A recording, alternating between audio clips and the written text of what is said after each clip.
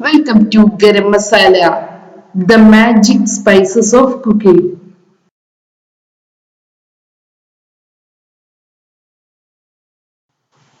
ഇന്നത്തെ നമ്മുടെ ബേസിക് കുക്കിങ്ങിൽ പാൽ എങ്ങനെ ബോയിൽ ചെയ്തെടുക്കുന്നതെന്ന് നോക്കാം. എല്ലാവർക്കും അറിയാവുന്നതാണിത്. ഇതിനു വേണ്ടി നമുക്കൊരു വെസൽ എടുക്കാം. പാല് തിളപ്പിച്ചെടുക്കുന്നതിന് വേണ്ടി മാത്രമായി ഒരു വെസൽ എടുക്കുന്നതാണ് ഏറ്റവും നല്ലത്. ഇതിനെ കഴുകി വൃത്തിയാക്കി എടുക്കണം, അല്ലെങ്കിൽ നമ്മുടെ പാല് പെട്ടെന്ന് കേടുവരും. ഇനി ഈ വെസലിലോട്ട് നമുക്ക് പാൽ എടുക്കാം. പാൽ അരിച്ചെടുക്കുന്നതാണ് ഏറ്റവും നല്ലത്. ഇതിലോട്ട് നമുക്ക് ആവശ്യാനുസരണം വെള്ളം ഒഴിച്ചു കൊടുക്കാം. ഞാനിവിടെ 2 കപ്പ് പാലാണ് എടുത്തിട്ടുള്ളത്. ഇതിലോട്ട് 1/2 കപ്പ് വെള്ളമാണ് ഞാൻ ഒഴിച്ചു കൊടുക്കുന്നത്. ഓരോരുത്തരുടെയും ആവശ്യത്തിനനുസരിച്ച് വെള്ളം ഒഴിച്ചു കൊടുക്കണം. ഇനി ഇതിനെ നമുക്ക് നന്നായി മിക്സ് ചെയ്തെടുക്കാം. പാല് കേടുകൂടാതിരിക്കാൻ വേണ്ടിയാണ് തിളപ്പിച്ചെടുക്കുന്നത്.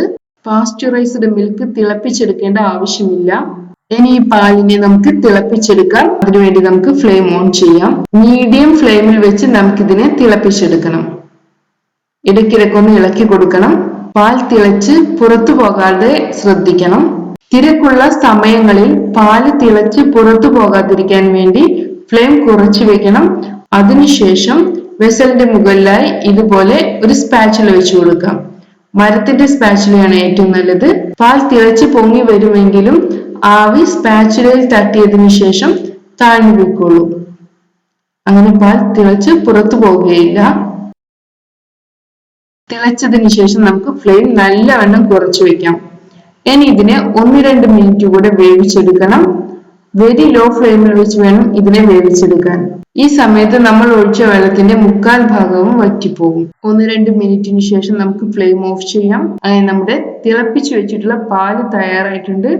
ഇതിനെ നമുക്ക് ചൂടോടുകൂടെയോ അല്ലെങ്കിൽ തണുപ്പിച്ചോ സെർവ് ചെയ്യാം. Thank you.